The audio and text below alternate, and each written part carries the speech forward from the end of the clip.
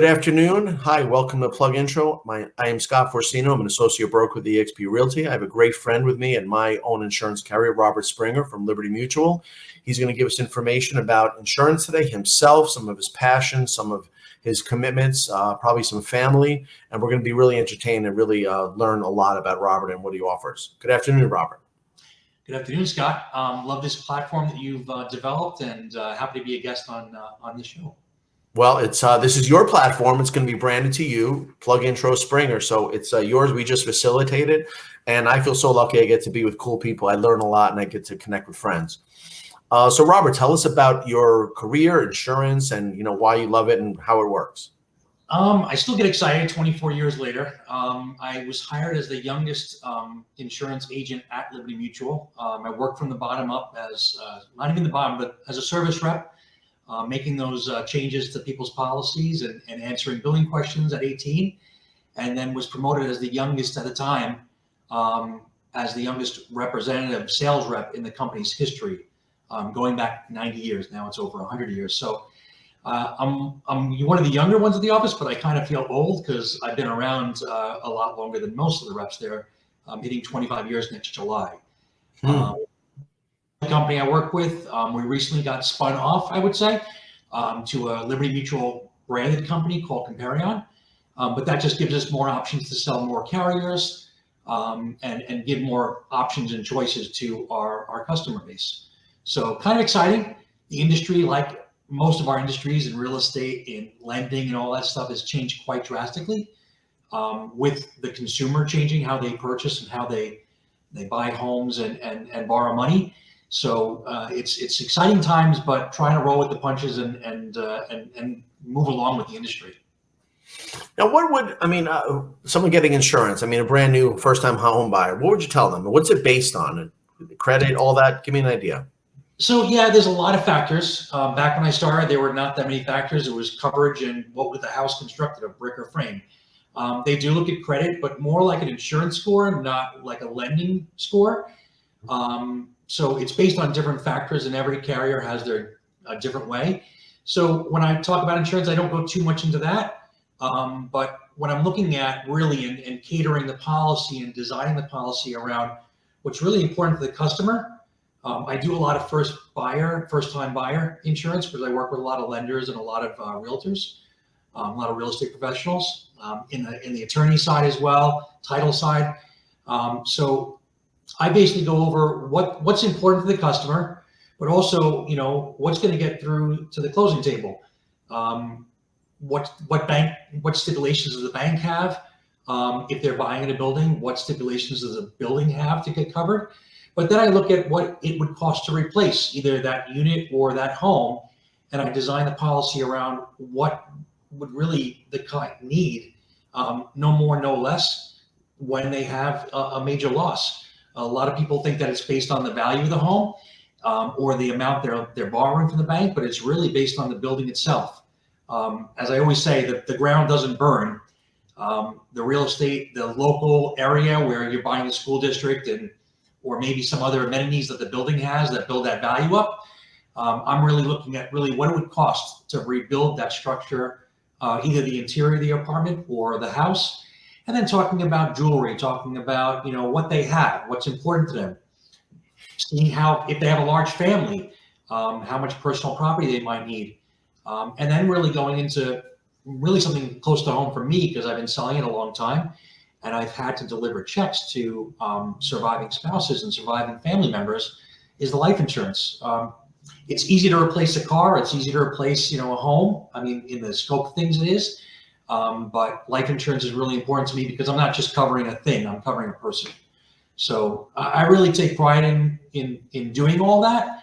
And life insurance even more because I've had those experiences. 25 years, you have those moments. So unfortunately, a lot of that comes home to me. So that's powerful. I know you're well regarded. I can speak from personal experience. I had a car totaled and Robert took care of it. Like it was 2 seconds. I think they gave me too much money, by the way, but it's too late now. And my home had a flood, and the home was flooded. It was taken care of with that plus many, many other things. There's a new law in New York that I was reading that landlords have to give prospective tenants a report of whether the property had flood damage. Have you heard about that? It was just last week. Yeah. A lot of times and that's more on the real estate side of things, basically disclosing any kind of damages and things. That's in Westchester, there's a lot of properties that were really wiped out. From personal experience, and I've had a lot of clients in areas that nobody ever thought there would be flood damage. Small streams that were hundreds of feet away from the house.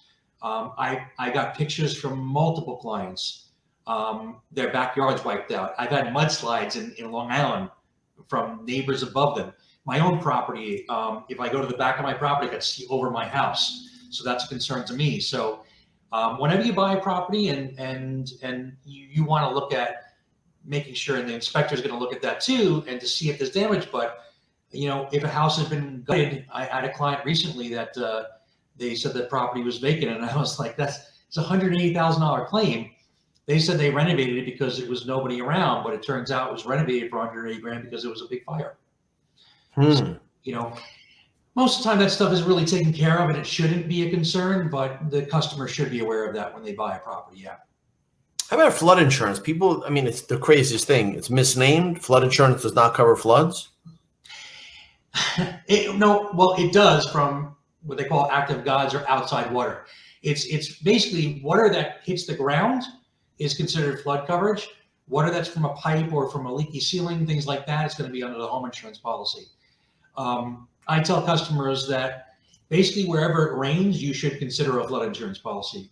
And it's going to rain everywhere. So again, I have a family member that works in insurance in Indianapolis. There's no beaches in Indianapolis. There's nobody surfing out there. There's lakes and streams and rivers. But many years ago, not many, but 5, 6, 7, 8 years ago, there was some major flooding in the Great Plains. Nobody out there ever even probably considered flood insurance. And it's kind of heartbreaking when you have somebody that maybe was never guided in the right way and taking that time. That 15 minutes, will save you some money that a lot of companies use. You can't really cover all this stuff in that time. That's why insurance is more of a commodity these days, but really you want to have somebody that goes over the coverages, knows the area.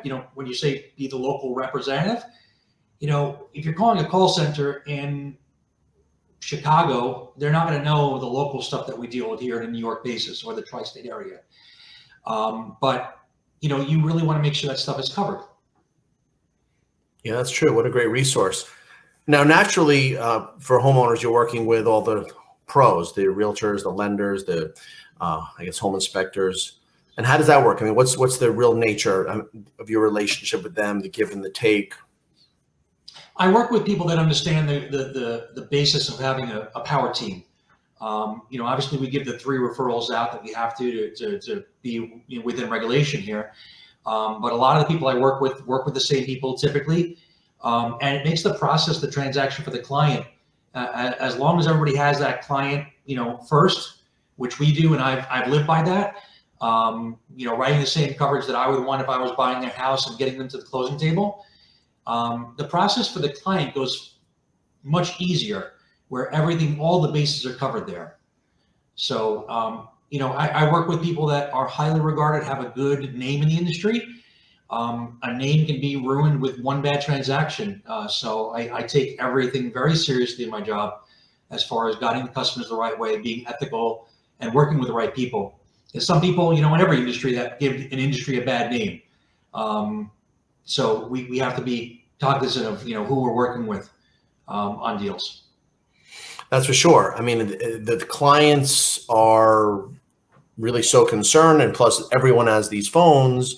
So if they can speak to each other or you, they want everyone else. It's in the deal. It's more important now than ever to have first name basis, and unfortunately reach someone at 9 o'clock if, just to get something done. It's not great. It's quick response time as well. Being accessible. That's one of the key phrases I've always said when I give my, little pitch is that, if you send a referral, if one of my centers of influence send a referral to me, I'm making contact with that client within 45 minutes, at least to touch base. I might have, conference calls for the next 2 hours, but I've made contact, or somebody in my team has, to make sure that we're working on it. When's your closing date? We'll be okay. We'll have numbers to you by later today or tomorrow morning, depending on the need. And sometimes, there's Mondays that we get 7-8 referrals, by 12 o'clock, and we kind of got to, juggle those around.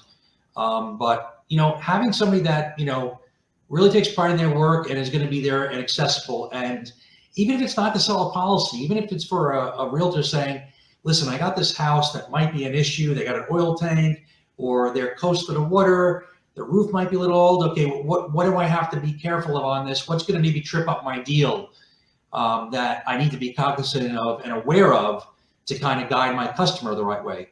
And I always I appreciate when people stay in their lanes. I don't give interest rates out. I don't know what, I don't know. I know the basics enough. I talk the lingo, but I want to be able to make sure that my referral resources don't talk on my behalf and I don't talk on their behalf, because that could trip things up as well and give false impressions.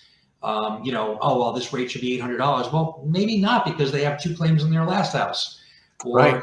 $1,200 for auto insurance. Yeah, but they have a DWI. They can't say that. But, I stay in my lane, they stay in their lane. And that really helps the deal as well, because they know that Rob Springer's got this.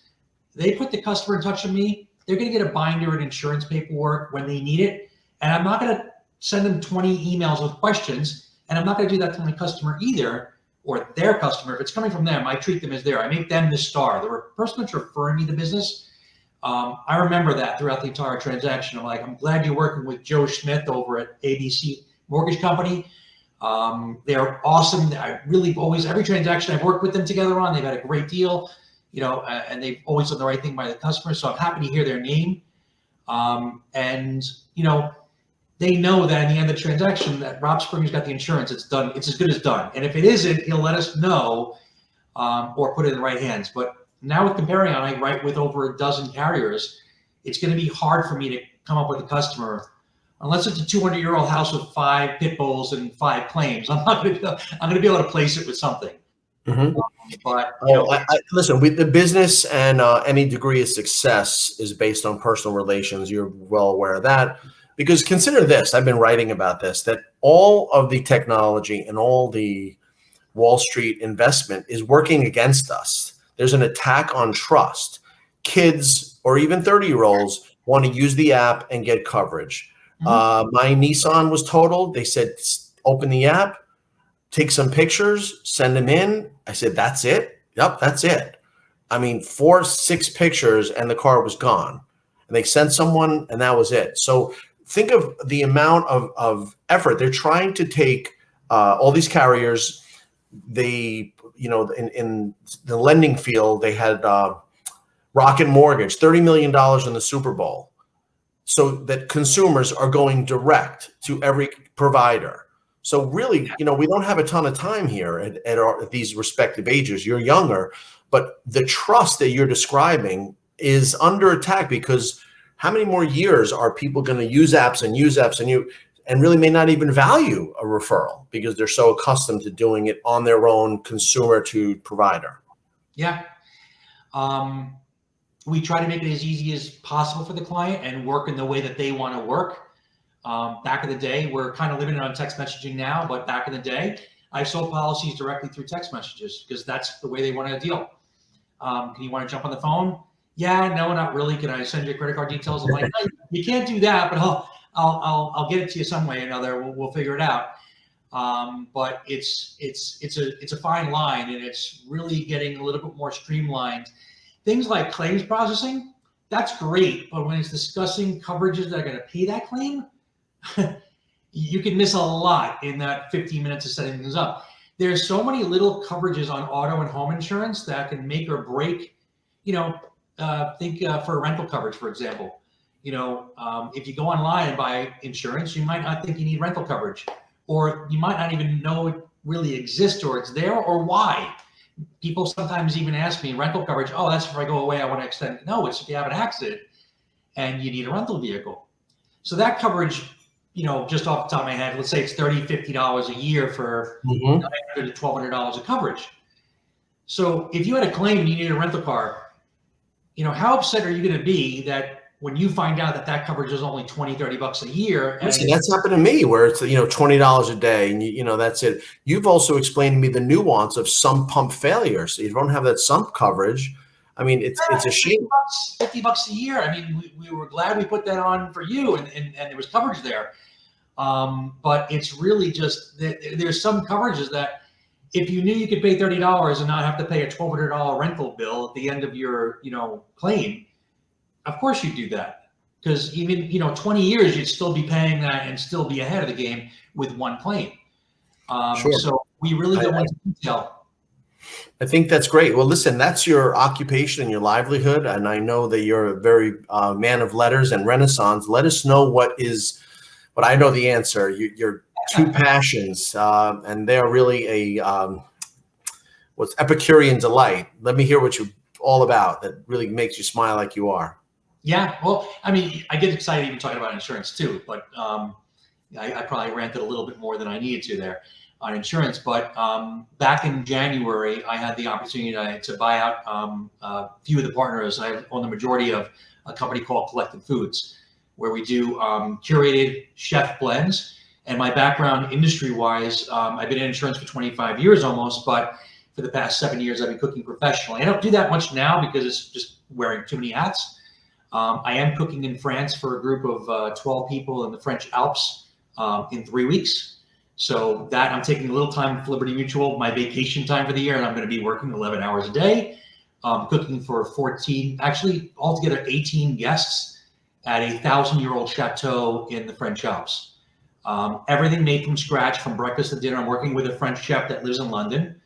But yeah, I love food. I love talking about food. And I've always branded myself, when you talk about very successful people, they stand out from the crowd in one way or another. The way that I figured that I could stand out is to be that insurance agent that is a chef. They might not remember my name. They might not remember my good looks, but they're going to remember that I cook or I've cooked them a dinner. It started out a couple of years ago when I was doing networking with mortgage bankers. And we found a great place to host networking meetings, but very intimate. And I would MC it, but I'd also be the chef with a chef jacket on. And I would cook 5, 6 courses for that mortgage banker's top clients, typically realtors, real estate agents. And, I had the floor because I'm the chef. I'm talking about what I'm cooking next. They come in the kitchen, they look, but I'm controlling the conversation there. And it basically came out of there. And listen, there's not many people that don't like talking about food. So it's a common denominator. You get up on a good start. And it's something that I've created good relationships with as well, just even after the insurance. I mean, you talk about food after, a couple times on the phone with the client. I'm like, oh, by the way, I love food. Check out my Instagram account. And they're, that just helps with the retention of customers as well, because they're like, oh, freaking love that guy. He cooks awesome. Look what he did last week, or whatever else. And he's like, oh, I got an insurance guy that cooks. You got to see his stuff. And then they follow me. And then it's okay. It snowballs. So absolutely. It's such an attraction. I mean, and I was privileged to dine at that table, and my daughters remembered, I think it was the mac and cheese with bacon or something. They went crazy. The other day, years later, they said it was the mac and cheese that we never had.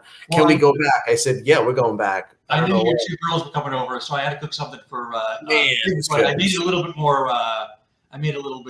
More gourmet. I mean, that's such a different approach than anyone else, because look, nothing's going to make someone happier than talking and eating that great food. I mean, I'm sure people leave your home. It's my release. If you see me on Facebook cooking and I'm putting up a Michelin-looking plate. I had a bad Monday probably, so I got in the kitchen and got that out of my system. That's my artistic side. My dad was a musician. My mom was an artist. I'm a lefty, but probably right brain. I forget which way that works, but I like the artistic stuff. And for me, that there's no better expression of art, because you're hitting all the senses with that plate. So that gets that out of my system. Insurance is all numbers and multitasking. And when you're in the kitchen and cooking, you're thinking of only temperature and timing. That's all you're thinking about. That's so beautiful. It's kind of like scuba diving and being under the ocean. You forget about everything else. Interesting. You're right. Beautiful. And I know you're so absorbed with another continent other than the North America. Tell us about that. I'm so envious. I want to know more. Yeah, sometimes I actually talk to the South African accent. We've traveled, me and my wife. My son is homeschooled because we travel a lot. I've been, Liberty Mutual and my company, they've done the right thing by me and afforded me the luxuries of traveling. Some people spend their money on fancy cars. We're more about experiences of traveling. So we'll spend a few months of the year traveling. We're out. I work remotely. I bring my entire desk and laptop and even monitors with me sometimes. But we've been over to 55 countries since my son, since we were married. My son's been to, I think, 34, 35, and gotten to experiences, the best of things and the worst, the poverty and opulence of places, So I think he's very well-rounded from that. I'm more well-rounded for that. But South Africa really holds that. It's the one place that it's like Superman's Fortress of Solitude. I got to go back every once in a while to get that energy and feel grounded. If you've never gone, it's expensive to get there. It's very reasonable once you're there. But it's as close to paradise as I think you can get. I mean, every place has its pros and cons. But the nature there, the quality of the food, you have vineyards right inside of Cape Town. I've driven 25,000 miles in that country over the past 15 years. And it's a stunning place to visit. It's unlike any other place. It has its problems, of course. Just like anywhere else, you got to kind of watch your back. It has its history too. But overall, every place you go, the coastal areas, it's just breathtaking scenery. I always say it's like California in a couple ways. It's like Northern California. They have great wines. They export the crap and they keep the good stuff. And even a really good bottle of wine there that you would say is like a Camus or Duckhorn or whatever is the best. You'll spend $30 on a bottle of wine and get a phenomenal bottle of wine. But it's got Northern California wine. It looks like Southern California, like Malibu, but with large animals and at a fifth the price.